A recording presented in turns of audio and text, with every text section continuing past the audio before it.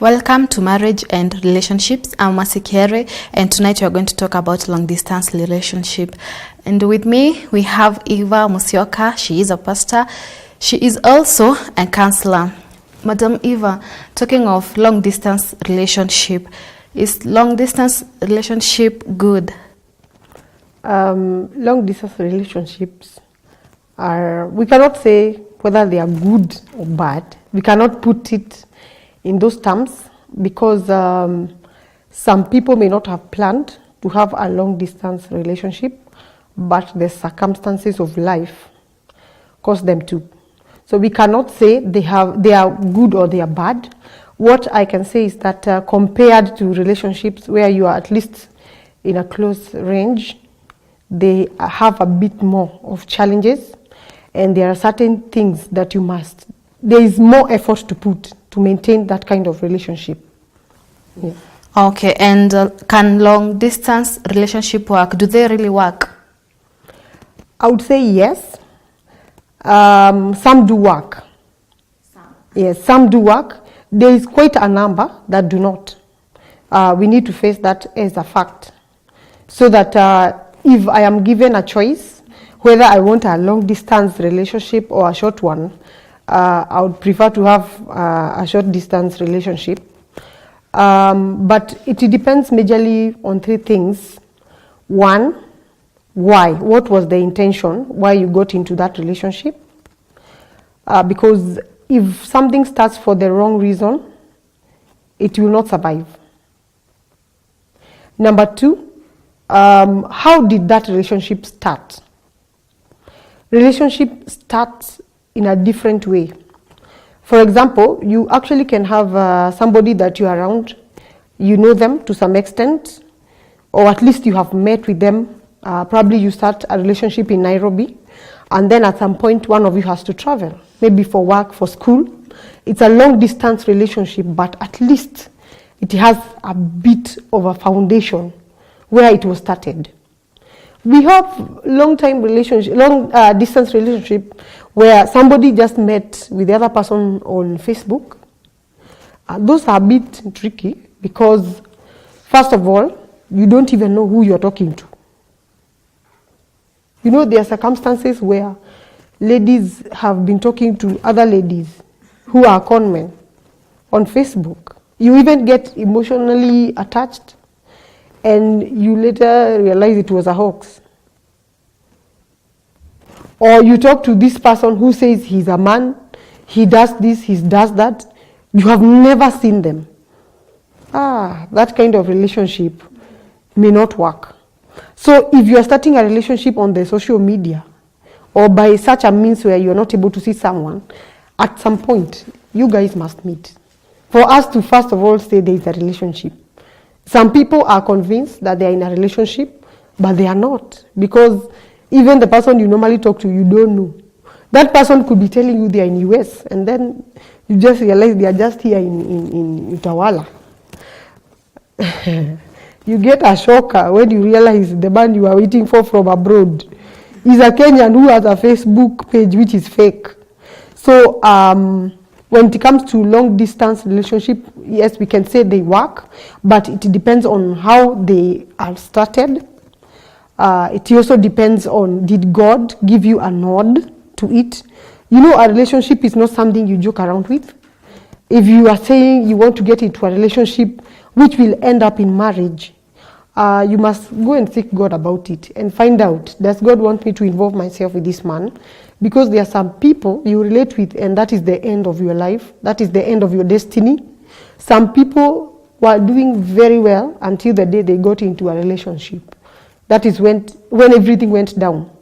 So did God give you a yes to whatever you want to do? And how do you handle it? What effort do you put to that relationship will determine whether it will work or not. So whether it will work or not basically depends on those three things. And what are some of the ways that can make the long distance relationship maybe interesting and exciting? What are these ways? So as we had said earlier, there are some similarities between a long distance relationship and a relationship where you're able to be around in the same environment. But for a long distance one, there are some things you must do deliberately. The first thing that you must do is communicate.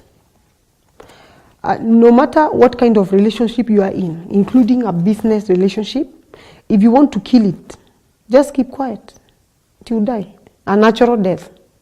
So for long distance relationship, you have to make deliberate efforts to talk.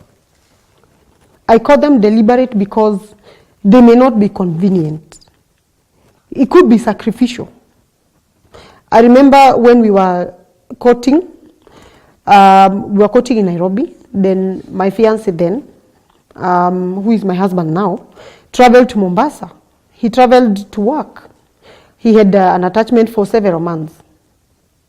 So if we keep quiet, by the time he comes back to Nairobi, where do we start from? So I remember that time there was an offer. Orange had given an offer. We were making very long calls for very few shillings.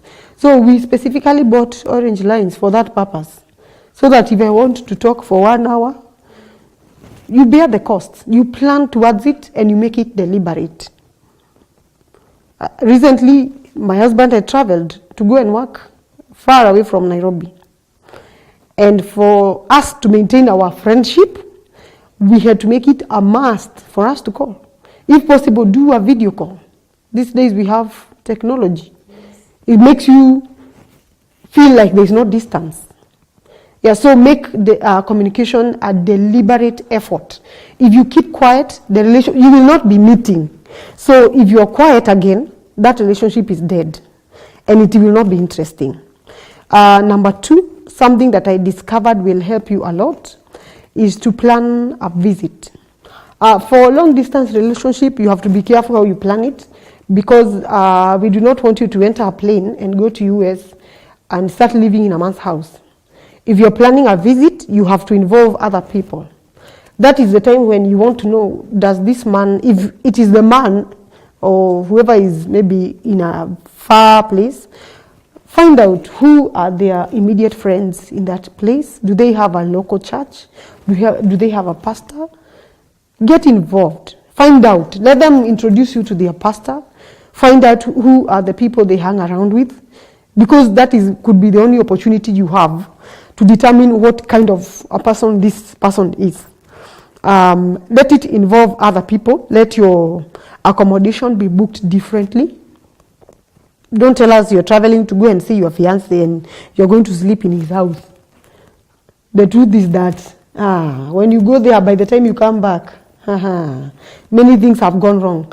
And when things go wrong, relationships break. There are people who loved each other until the day they fornicated.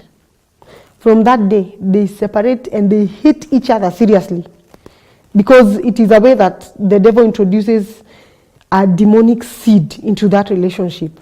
So plan it well so that it involves other people.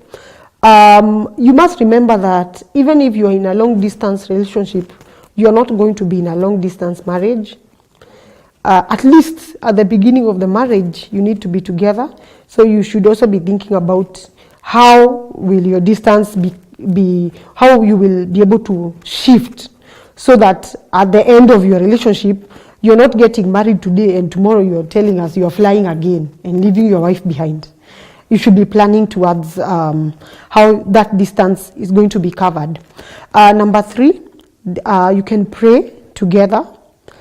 You can decide at a certain time, probably in the night, we are going to be praying for 1 hour, and these are the prayer points we are going to be praying about.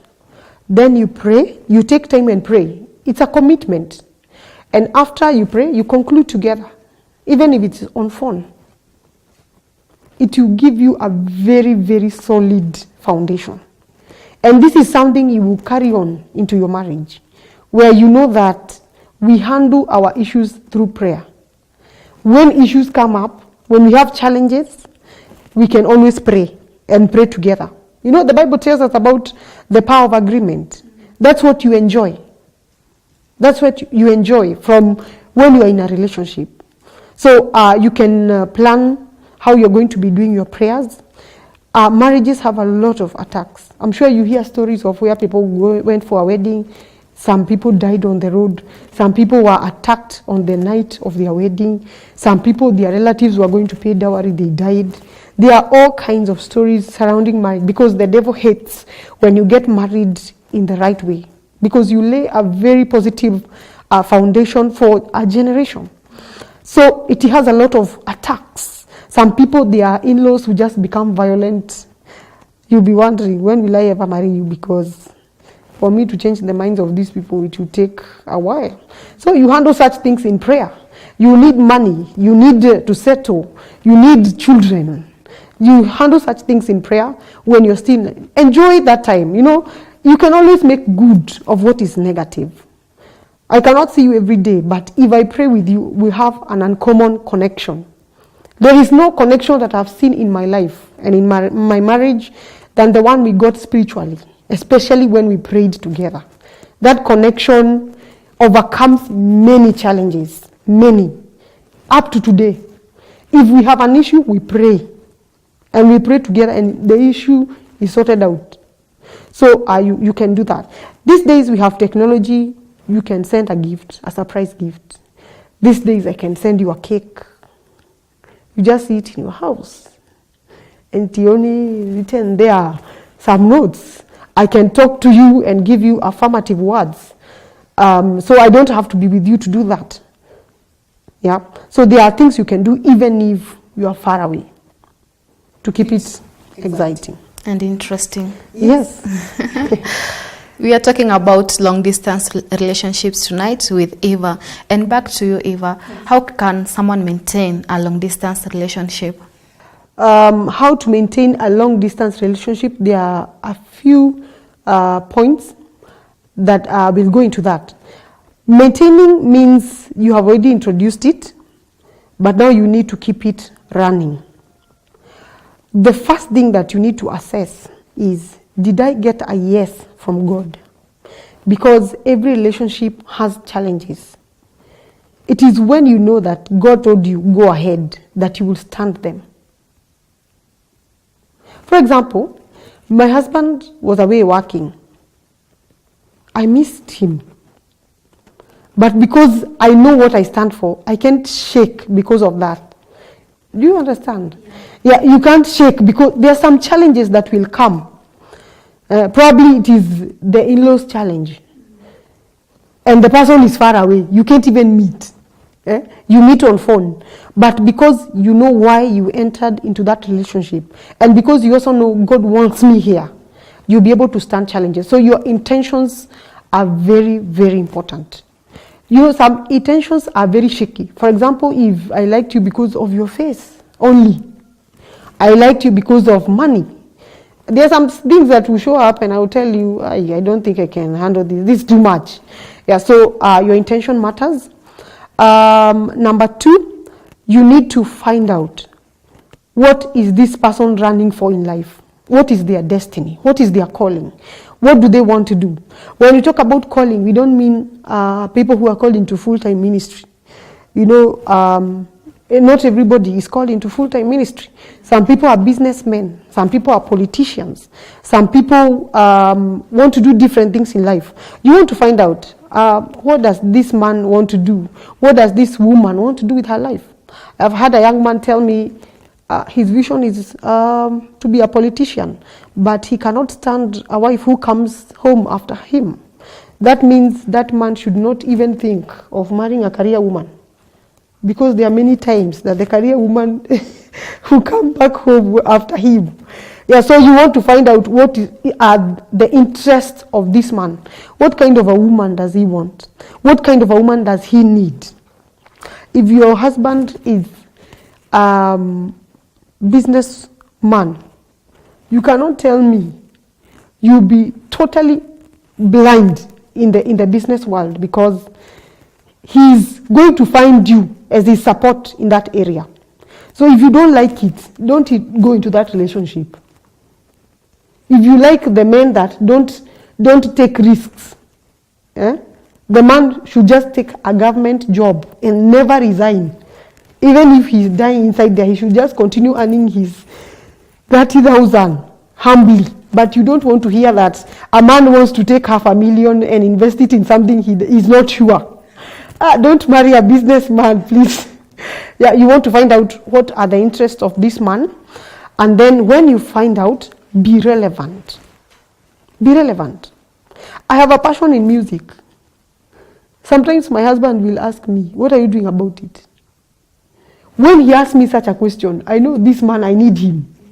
The day you stop being relevant to people, they drop you.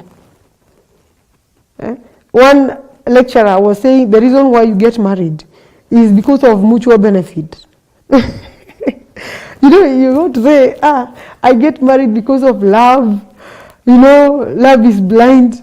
But the truth is that is the beginning. The foundation is you must be relevant in somebody's life for them to think about you every day. Find out where you can come in. When you know where to come in, you know what to talk about on phone. Talking on phone for 1 hour, what are you talking about? You must be interested. You must know what this man does on a day-to-day life. You must know where to come in. You cannot be talking to me about football every day or politics. On the other side of life. If you ask me who is the latest producer in town, now we are talking. You ask me about football. Hey, I'm likely to doze on that call when you tell me about Arsenal and all. Well, I hear them, but it's not my area of interest. So if you are relating with someone, try to find out what do they do on their day-to-day life, be relevant. Number 3 is about prayer. Prayer is something you cannot remove from marriage. If you don't pray, you're going to have a lot of challenges that you don't have answers for. Because some of these things that we face in marriage are things that need you as a person to change from the inside. And you cannot change someone. It's only God that can change the man. Even for you to give your life to Jesus. And stop thinking that you're okay by yourself. It's a miracle. So prayer is very important, and the two of you need to be involved in it. We have just said on how you can do it in an interesting way. But now I need to mention that when you're praying, you pray about your past, because there are some things that could have happened in your past that may want to have a negative influence in your relationship and marriage. So you pray about your past. You pray about your present, because it is what is happening to you now that God is using to align you for your future. You pray about your future because there is somewhere you want to go. You have a vision. You have somewhere that you are going. So you pray about your future. Yeah, so prayer is very, very important. As we have said, you must communicate. And now that there are all types of relationships, the types of communication that you employ depends on the type of circumstance where you find yourself. For somebody who you can meet in Nairobi, well, different couples actually find it differently. But if you can meet, it's good. But don't meet every day. And don't say you don't have time to meet also. Place strategic times when you can meet and talk about important issues in your life. I have discovered that it is very hard for a marriage to stand if some things were not answered during the relationship time. And that is why you should not get married before you relate. There are some people who make discoveries that shock them when they get into marriage, and what they are trying to do now is adjust. Some people discover too much until they decide to walk out. Have you ever had a wedding that was quite a number of millions? It was actually on TV. And then 3 months down the line, somebody picks their bag and they say it is done. Because they found out that there are some things they never found out when they were still relating. So when you are in the relationship, there are some things that you must put in place that will allow you to discover the other person. It is part of maintaining a relationship. For example, have a time when you can ask questions. You shouldn't marry someone who you are scared of even asking some questions. You ask some questions. You ask that person about whether they can divorce. You ask them, how many children would you want to have? So that you plan. If you are the one that want to keep your shape and size. Okay, let me cut you short. From there, we'll have a short break and be right back. We are talking about long distance relationship, and now we are talking on how to maintain a long distance relationship. Stay tuned. We'll be right back.